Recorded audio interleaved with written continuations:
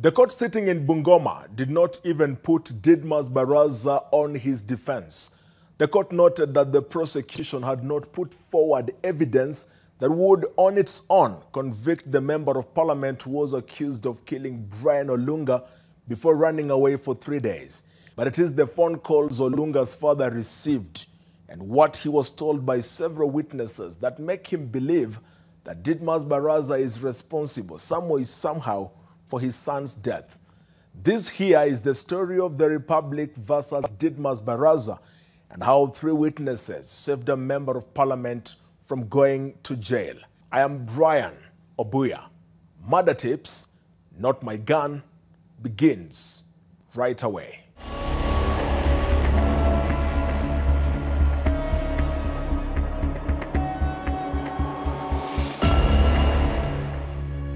Most people in Kakamega town did not know Brian Olunga, the son of Tobias Odinga.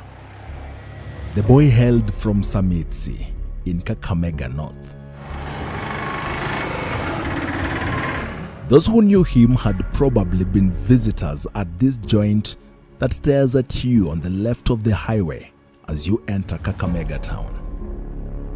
At this joint, Olunga had been serving as a bouncer.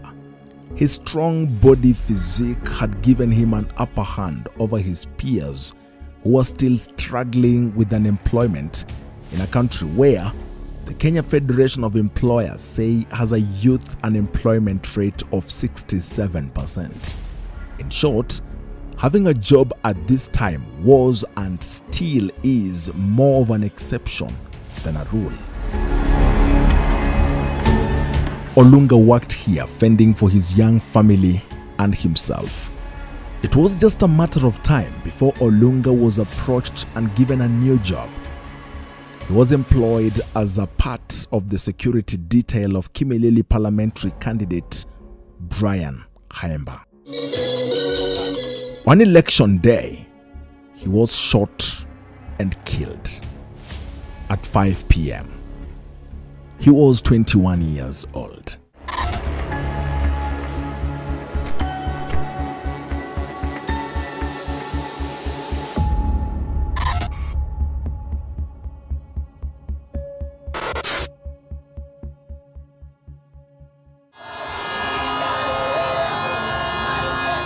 For several months between March and August 2022, politicians were running around the country and their constituencies convincing the electorate that they had the best solutions for their problems. Raila Odinga's Azimio la Umoja was taking on William Ruto's Kenya Kwanza, a new coalition that was seeking to introduce the candidature of Mr. Ruto to uncharted territories like Western and Nyanza, Kenya. Members of parliament had joined different coalitions to outdo each other. In Kimilili, Brian Haemba, a former magistrate, now a lawyer, was going head-to-head with Didmus Barasa of the iconic Red Hat. Barasa was in Kenya Kwanza coalition as Haemba campaigned as a part of Azimio la Umoja coalition. Barasa and Haemba were traversing Kimilili for this coveted political seat. Their campaigns were not without security threats, and thus each of them had a team of self-sourced security detail. As part of Haemba's security team was Brian Olunga, the club bouncer at 777. Brian alikuwa first born wangu, ni mtoto wa kwanza kwa familia yangu. Na ni mtoto ambaye nilimpenda zaidi. Brian alisoma masomo yake mpaka kidato cha 4. Alipohitimu kidato cha 4, alitoka kashikana na marafiki zake kujitafutia ajira huko Kakamega. Ndio alipatana na huyo aspirant, huyo Brian Haemba. Akawa ni kijana yake ya mkono. Wakati alikutana nao, kuna siku akakuja akatuambia, mama, nimepata mwanasiasa fulani hapa huko Kitale, nitashughulikako na yeye kwa maneno ya security kwa muda kama mwezi moja mbili. Sasa wakati siku ya kura ilifika, akatuambia mama, sitakuwa na nyinyi, mara hii wakati wa kura nitakuwa Kitale. Tukasema ni sawa. The nature of politics, there is no code of conduct as such that regulates the manner in which people seek votes. So sometimes you run into a rowdy crowd. Some youth have been immobilized to attack your vehicles. So I engaged quite a number of young people that I was working with. And one of them was the deceased. After several months of offering security to the candidate, the ultimate day had come. The Chebukati-led IEBC was carrying out the election exercise across some 46,000 polling stations in Kenya. One of them was Chepkwabi Primary School in Kimilili. At about 5 p.m., Didmus Barasa arrived at the polling station. His closest rival, Brian Haemba, followed at about 5:15 p.m. Haemba's driver says that when they arrived, it was the two Brians, that is Brian Haemba and Brian Olunga, who proceeded to Class 8G. Class 8G was one of the two streams at the polling center. Inside Class 8G was Didmus Barasa. An election official said that it did not take long after the duo stormed the polling station than they left. But everything was about to go wrong outside. And when I went to that station, I was with the deceased, my driver and some other young men. We had two vehicles. So I went straight to one of the voting rooms and I found out that voting was complete and the IEBC officials were now arranging the room for counting of votes. And then I found that the MP was there. Of course, on that tension, I just said hi to everyone who was in the room. Then I stepped out and I headed to the vehicle, which vehicle my driver was in. And of course, when I entered the vehicle, there were two vehicles. One was in front. That is now the vehicle that I was in. That's my personal vehicle now that I use. And another one was behind. Then Brian has stepped out of the vehicle, but not very far, just near the vehicle. So I sat the middle of the back seat, sandwiched by two other gentlemen, one on the right, another on the left. And within a spur of a moment, I had a gunshot. Then another gunshot, which now hit the rear of the vehicle, head and double cabin.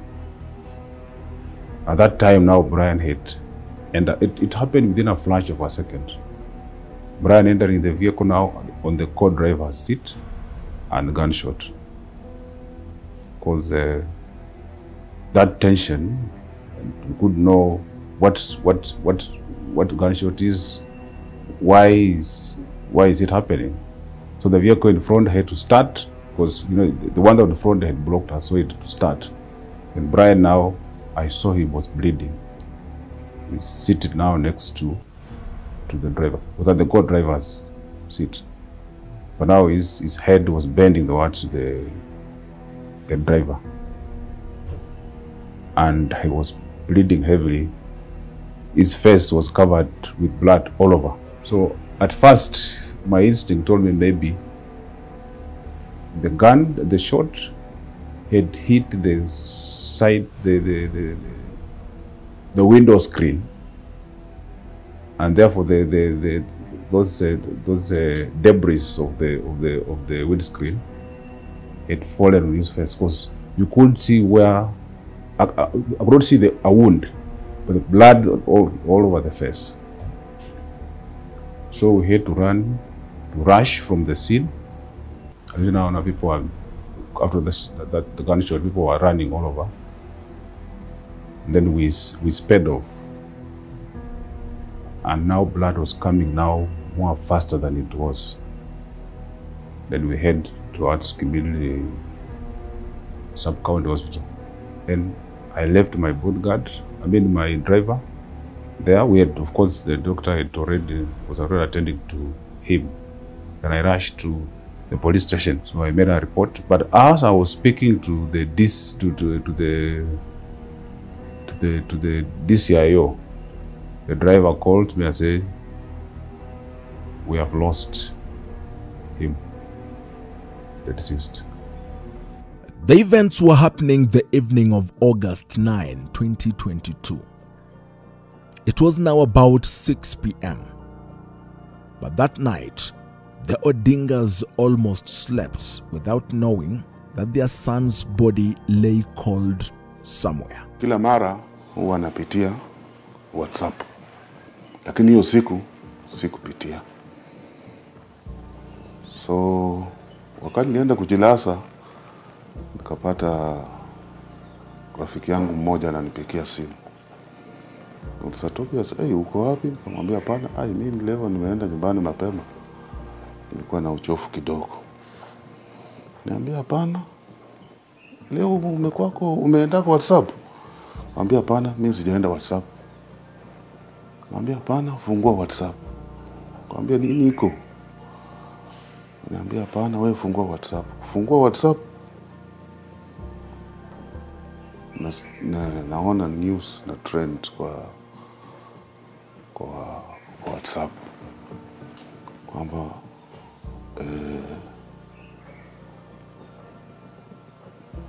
Didmus wanted.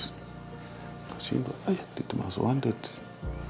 Kisha hapo chini naona picha ya kijana yangu.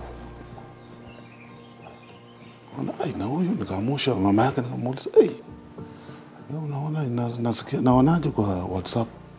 Kaona picha ya Brian. Brian ameketishwa kwa kiti, damu inatiririka. Tukashtuka, huyu ni Brian ama ni nani? Tukamwangalia, ni yeye. Kusoma kuendelea, kapatikana kwamba ameshutiwa. Ilikuwa siku ya kura. Tukashtuka kitoko, tukalia, hatukuamini sababu jinsi tulikuwa tunapenda Brian, hatukutarajia maneno kama hayo. Na hiyo siku pia watoto nao wanapenda mpira. Hawakuwasha TV kupande ya news. Walikuwa tu kwa mpira. Sasa nikauliza watoto, ninyi mmekuwa kwa news ya saa 1? Hapana. Ya saa 2? Hapana. Kama Brian ametrend kwa news hapa na sisi hatujaona. So tulitoka nje, tukaanza kulia hiyo usiku. Hapo ndio nilijua kwamba kijana wangu amekufa saa 3 usiku towards saa 4 on that day. I had to call my brothers huko nyumbani. Najua mimi nilihamia tu but home ni kule Mala, Mumias East. So nika call my brothers. Wale walijaliwa kufika hapa, walifika mapema. Tukaamuka asubuhi. Tukaenda Kimilili. An IEBC official says she did not know much of what was happening outside, but she knew there was a problem following a commotion they could hear while inside the classroom. According to Haemba, when I was leaving the room, the MP followed me. Okay? Because I was there for about 2-3 minutes. So I stepped out and headed towards the vehicle, and it was following me. So me, I didn't know where I was going. Okay? And I had no issue because I had no confrontation with him. I minded my business, and I thought he's minding his own business. Many witnesses say that it was Didmus Barasa who attempted to stop Khaemba's motorcade from leaving the polling center. At this time, Brian Khaemba had already left the classroom and was at the back center seat of the Toyota Hilux. It is not known why Didmus Barasa wanted Khaemba's motorcade stopped. The driver insists that Barasa walked in front of the vehicle to the left side of the Toyota Hilux and continued raising his voice that they stop. The driver says he saw Barasa reach for a gun tucked in his belt and fired one shot in the air and another at the car. The driver's statement is partly corroborated by a deputy presiding officer who said in their statement that while inside Stream 2, they had 2 gunshots, and so did Brian Khaemba. There were 2 gunshots that I had, if I'm not wrong. 2. After the fatal shooting, no one knew where Didmus Barasa went. The MP went into hiding as pressure mounted on the police to arrest him. Well, Kimilili Member of Parliament Didmus Barasa is a wanted man. Didmus is said to have shot Brian Olunga at Chebukwasi polling station. We can link up with our Zacchaeus Mwasame, who's got a brief on the incident with MP Didmus Barasa and that alleged shooting. A message for him to surrender was sent to him through our security apparatus in Bungoma, but this suspect has not availed himself to any of our police stations. During his 3 days as a fugitive, the MP appeared online from time to time, making tweets here and there. On August 12th, police arrested Didmus for the murder of Brian Olunga Odinga. 3 days later. From the onset, there was only one suspect, area MP Didmus Barasa, and no one could have ever thought otherwise apart from Olunga's family. His father says he expected nothing much from the courts. Hakukuwako na doubt yote, hata watu wa huko Jebukube villagers wale walikuwa kwa hicho kituo walisema tu Didmus ndiye ameshutiwa. Walisema tu mheshimiwa ndiye ameshuti huyo mtoto, hiyo kijana yangu, kwa sababu waliona akishuti. Na kama mheshimiwa anaweza kataa kwamba hakuwa yeye mwenye alishuti mtoto wangu, swali langu ni kwamba mbona alitoroka hiyo wakati? Alitoroka kwa nini? Ndio akapatikana gari iko mara Uganda, mara wapi, akasima simu zake only to service up wakati siku zimeisha, siku 2, was it 2 to 3 days, alijitokeza after some time.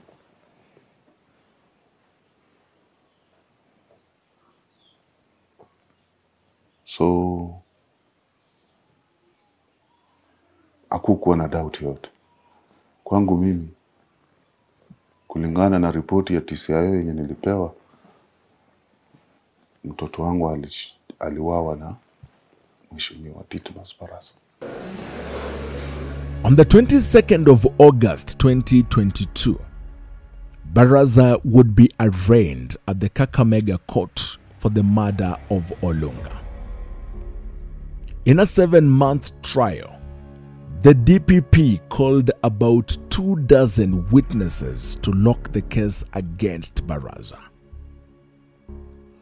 While most of the 21 witnesses who recorded statements with police and later took to the stand never gave vivid descriptions of what happened, it was Brian Haemba's driver who likely gave the most unflinching account of the happenings in his police statement. It was Haemba's driver, Joshua Simiyu, who put Didmus Barasa as the man who fired the shot that likely killed Brian Olunga. Joshua told the police that Barasa passed in front of the vehicle from the right-hand side and shot while in close distance. He sped off and, in his words, immediately had a second gunshot. With that, the driver had placed Barasa at the scene of the crime and the shooting. But he wasn't the only person who pinpointed at Barasa as having been at the scene, having a gun and firing. Prosecution witness number 2, NYS officer Donald Mwema, and prosecution witness Police Constable Emmanuel Kisilu, who was assigned at the station, told the court that Barasa shot once in the air, according to the two, to calm some situation of sorts.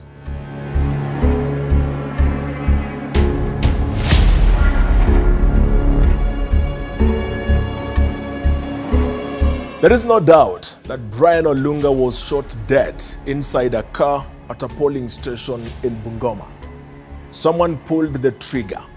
The shooter was at a close range. Whether he was shot by Didmus Barasa or not is now beyond the point. The actual concern remains who shot him, now that there has never been an appeal in that case and police have never been interested in this other imaginary, faceless, shadowy murderer who presumably killed Olunga. Murder Tips returns shortly.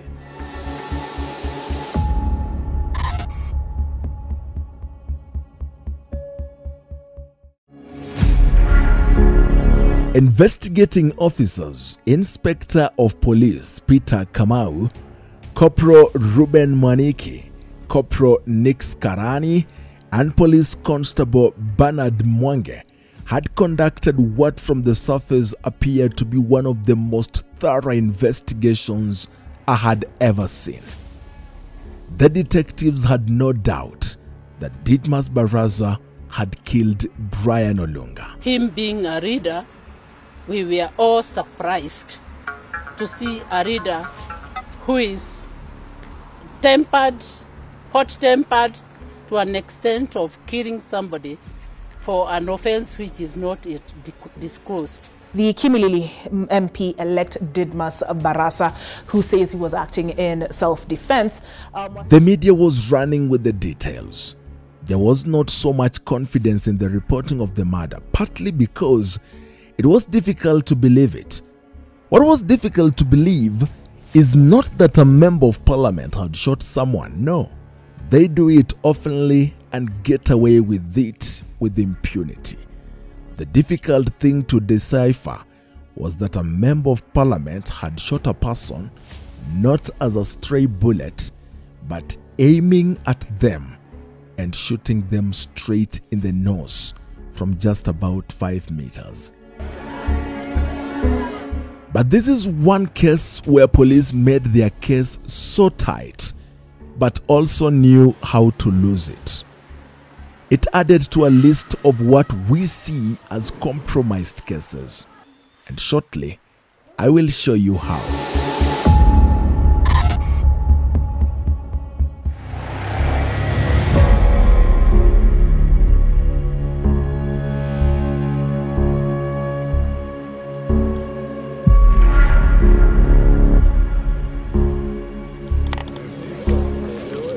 Many witnesses on record and off record maintained that Didmus Barasa fired his gun until 3 people key to the investigation bungled the prosecution's case.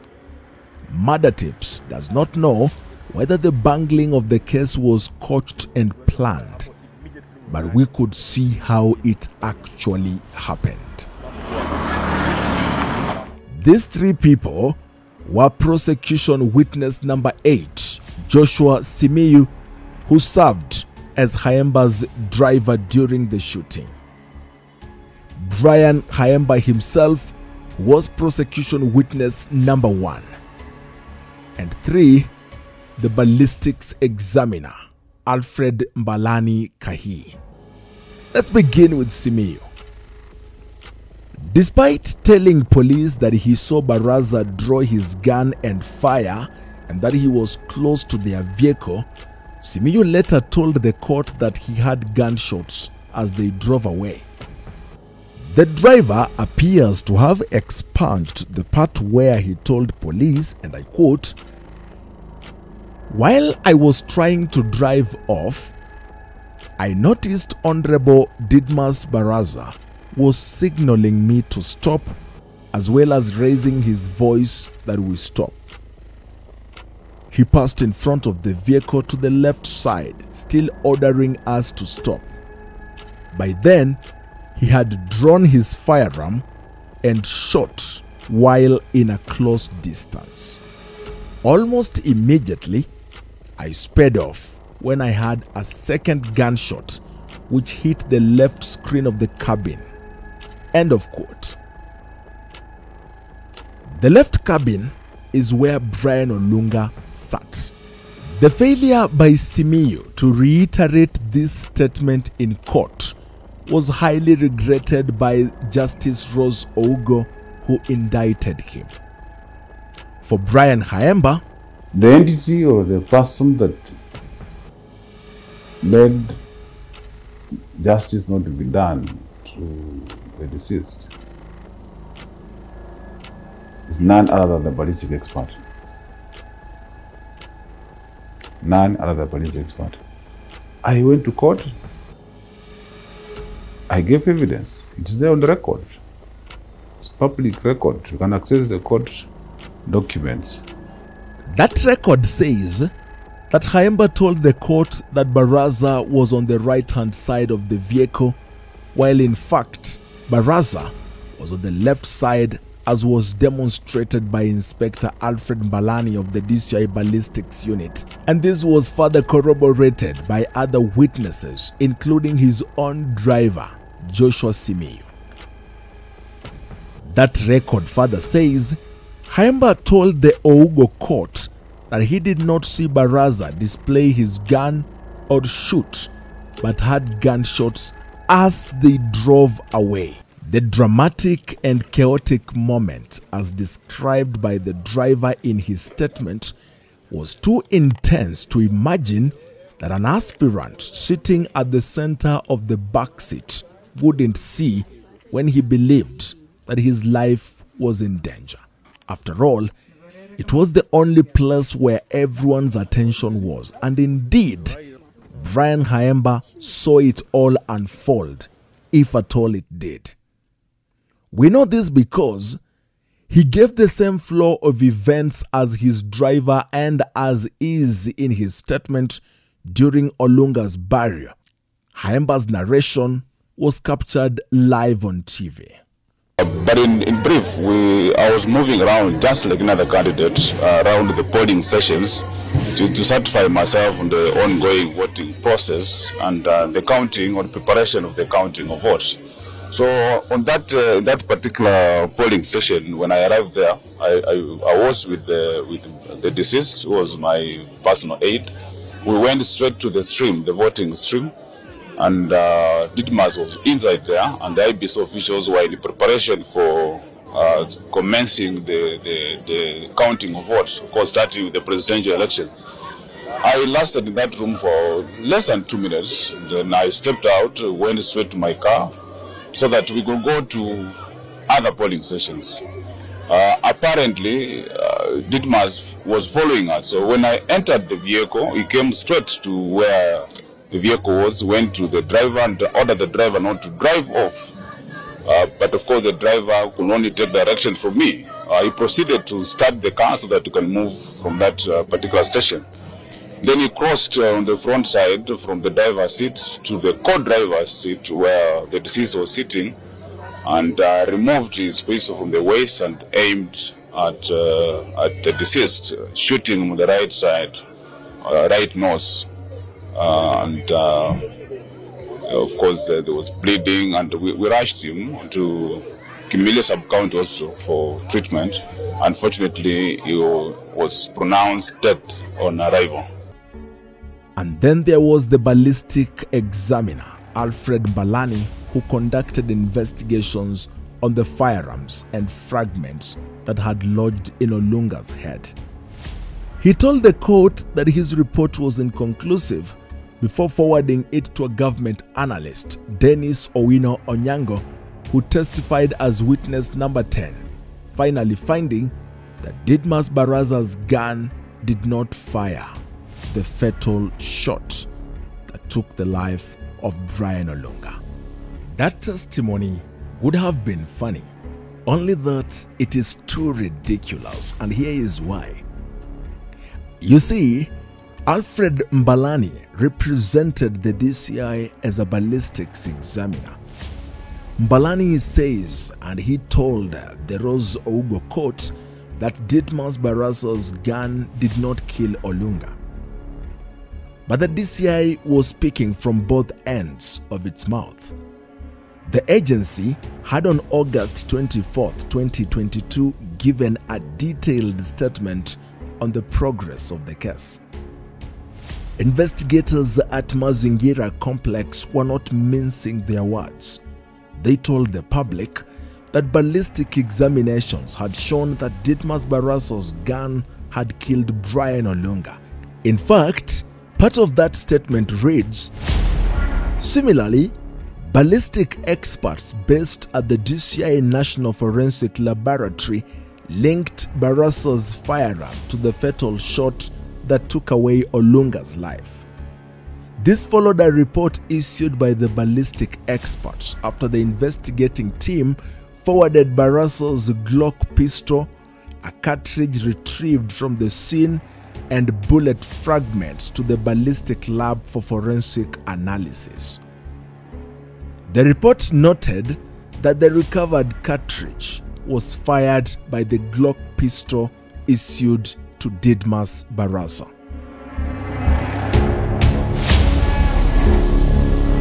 Two things. Without doubt, the DCI cannot be trusted.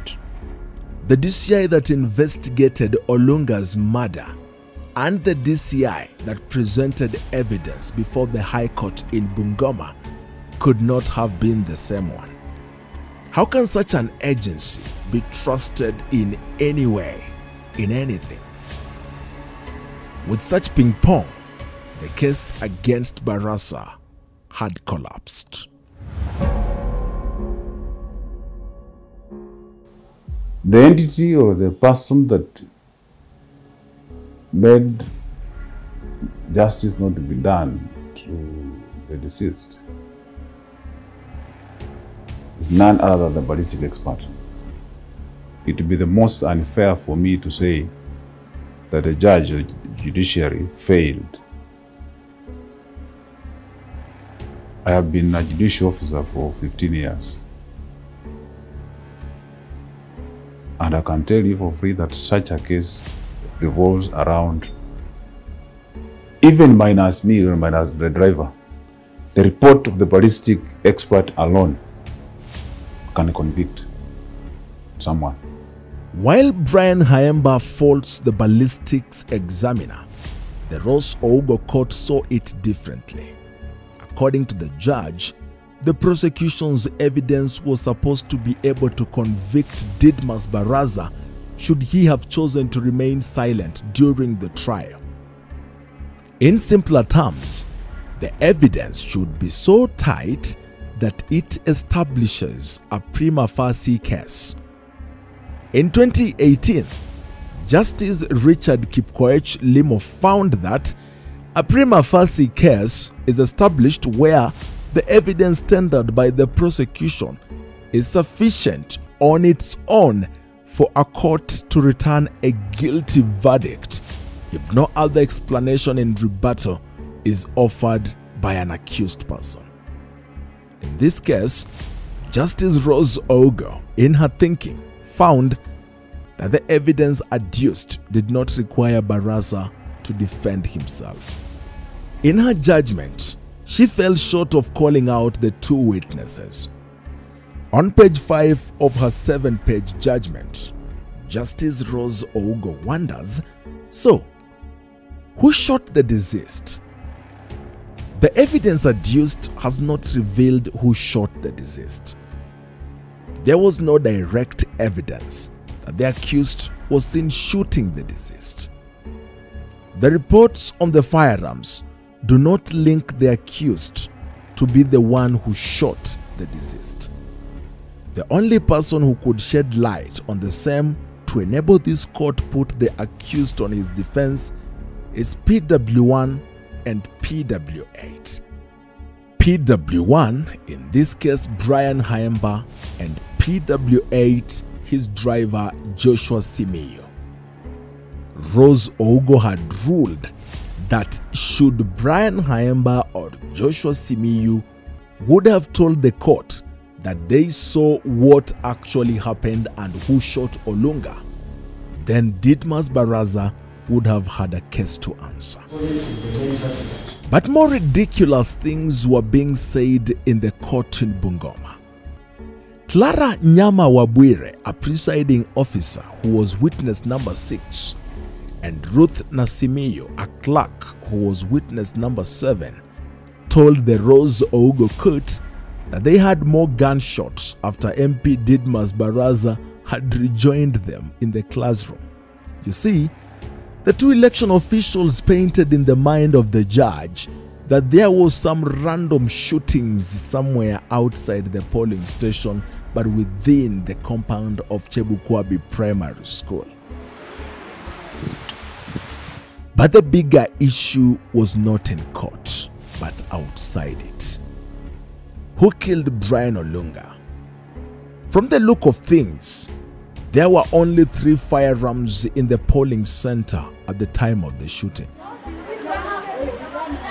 The polling center had 2 streams, 8G and 8P. The first stream was manned by 2 NYS officers, Donald Mwema and Caroline. The other stream was under Police Constable Emmanuel Kisilu and Adenis Wafula. MP Didmus Barasa had a gun. Brian Haemba had a gun. The two had pistols of 9mm caliber. The only other firearm was with Police Constable Emmanuel Kisilu, who had been assigned at the polling center by Mr. Maru, the Kimilili Sub-County Police Commander. Kisilu was armed with a G3 rifle of serial number 6513671. Did he kill Brian Olunga?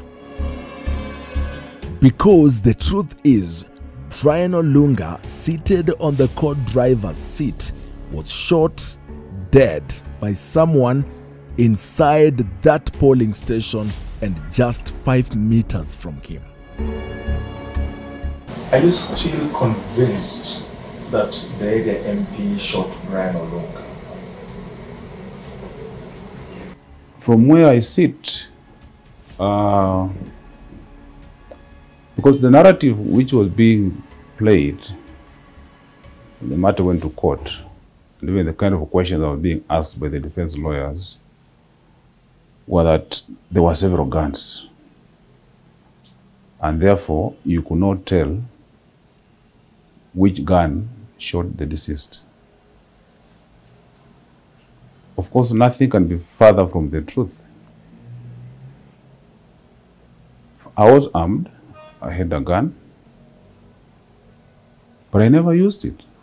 So there cannot be, there is another gun that shot the deceased. The other gun that was there was by a police officer who was manning the polling station. And that is a G3.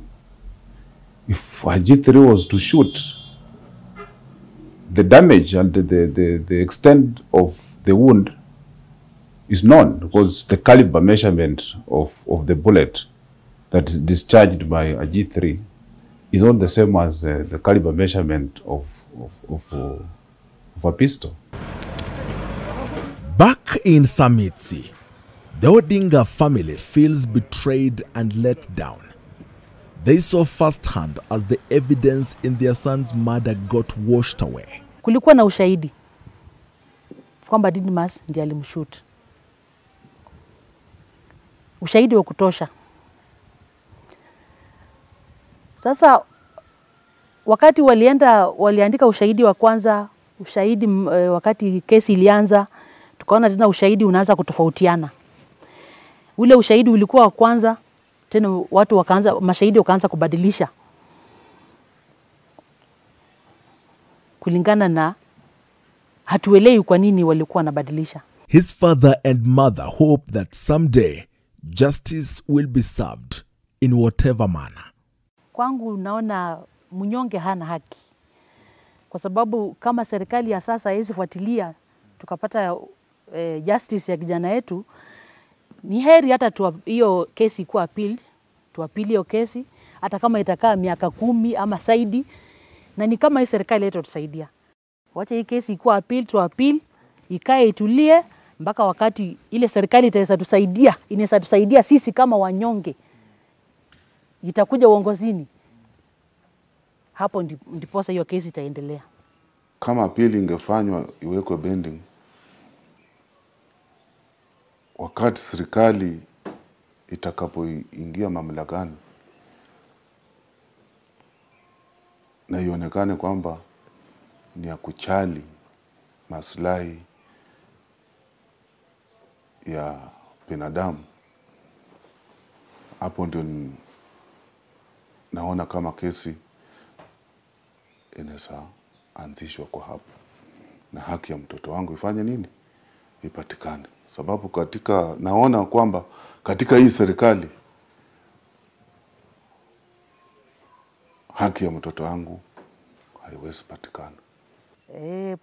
Polisi walifanya kazi yao, lakini sasa polisi, majaji, nini, ni serikali. Utasema nini? Na ni serikali. Hiyo ni serikali. Niliuliza ule aspirant anaitwa Brian Khayemba, mheshimiwa, nasikia kesi imeisha, nipe way forward, can we appeal, make an appeal? Kwa sababu kwangu mimi nilitaka appeal ifanyike. Brian aliniambia hapana, hiyo ni criminal case, huwa hawapili. Ikishaisha hivyo kesi imeisha. Yeye mwenyewe nilimpikia simu akaniambia hivyo. Wakati alikuja hapa kwa matanga, akapewa nafasi, akaongea kwa machozi. Akasema mimi mwenyewe Brian Khayemba niliona Didmus, mheshimiwa Didmus akishuti kijana Brian Olunga. Aliona kwa macho yake, tena alikuwa anaongea kwa machozi. Sasa wakati kesi ilianza, akatoa tena ushahidi tofauti kwamba aliona kijana alishutiwa, lakini hakuona Didmus akimshuti. Kumaanisha ni ushahidi tofauti na ule wa kwanza. Na akasema kesi kama hiyo ikishaamuliwa hakuna kuapili. Itakuwa imeisha vile imeisha hivyo imeisha. Sasa sisi hatukuelewa sababu sisi wataalam. Tukaelewa tukafikiria pengine vile hawezi appeal na inasemekana yeye ni lawyer. Tukasema pengine kesi imeisha, wanyonge hatuna haki, tutafanya nini? Ikaisha hivyo. Before and after the arraignment of MP Didmus Barasa, Olunga's father had received about a dozen phone calls from people who claimed to be close to the murder suspect and the larger UDA leadership. These phone calls have made him believe that the current political dispensation in the country cannot allow justice for his son, and nobody can make him depart from that belief. niliona kama ni threat mtu kupikia simu akuambie kwamba hiyo kesi haiwezi enda mahali. Analinganisha kesi yangu na ya Aisha Juma. Ambie kesi Aisha Juma ilienda wapi? Hiyo kesi hakuna mahali inaenda. Ukimuuliza wewe ni nani, anakata simu.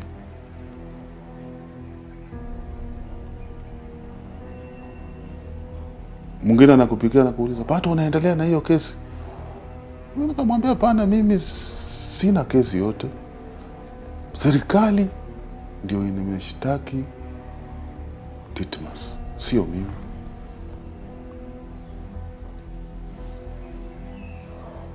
Serikali ndio imeshtaki Didmus.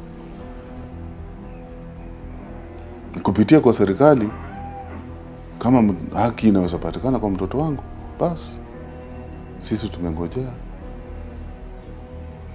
haki itendeke kwa mtoto kupitia kotini. Tunakwambia hapana, hiyo unamaliza muda, utatembea kwenda Bungoma mpaka utachoka. Ukimuuliza wewe ni nani, anakata simu. So nilipikiwa simu mingi. Mwingine anakuambia, "I'm offering you 6 million. Nimetumwa na mheshimiwa nikuje nikuchukue. Tuende Nairobi uchukue 6 million. Uachane na hiyo kesi." Huyo nilimuuliza, na how worthy is your child? Wewe unalinganisha 6 million na mtoto wako. 6 million inaweza kuletea mtoto. Anakata simu na mimi na block hiyo line. Nika blacklist. Mwingine akanipigia anasema, "Hapana, nimeambiwa nikupikie simu nikuje nikuchukue tuende State House kwa mheshimiwa His Excellency the President, kwamba mmalizie huko kesi." Hata sikutaka kusikia hiyo maneno, nikakata. Sababu ilikuwa sasa notorious. Kila siku mtu anakupikia simu with a different number. In less than a year, precisely 7 months, Didmus Barasa had been charged with murder, denied the charges, and 21 witnesses brought to the stand to lead evidence against him. This time frame is a true definition of the judicial efficacy that many Kenyans are hungry for, even in less demanding cases. It is Murder Tip's assessment that the case against Didmus Barasa was so compromised, so much so that no witness ever repeated what they had earlier recorded with police. One more thing that leads us to that finding is that if Barasa did not kill Olunga, isn't the DCI interested in who killed him then? Imagine a country where random people just show up and kill people during elections. Good evening.